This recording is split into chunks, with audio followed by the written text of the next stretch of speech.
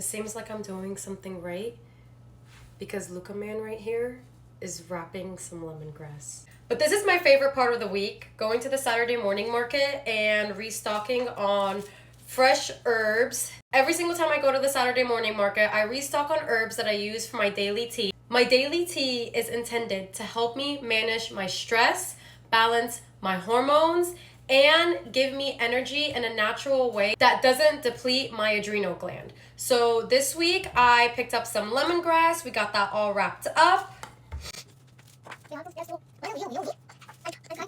You're making a video, baby? Wait, I'm trying to. Okay, hold on, baby. That. I have some Cuban oregano. You guys know I rave about Cuban oregano for the respiratory system.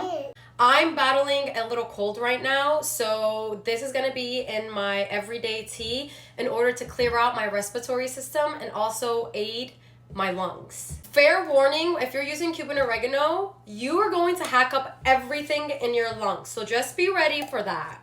But it does wonders. Whenever I have a client or any soul sibling really in that matter that come to me with complaints about any kind of upper respiratory problems, I always concoct a remedy that contains Cuban oregano. Now I do have Cuban oregano growing in the front yard, but she's not doing too well. She's getting way too much water and she's getting way less sun than I would like for her to get. Cuban oregano is a drought-loving plant, so they don't really like a lot of water, and they also like to be in full sun. I also have some mint. We have different kinds of family of mint. I believe one is peppermint and one is spearmint. Mint is amazing for balancing hormones, especially if you have like hormonal acne. Mint is going to be your best friend.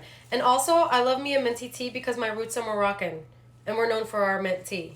And then we have rosemary. The reason why I add rosemary to my tea every single day is because there are studies that show that...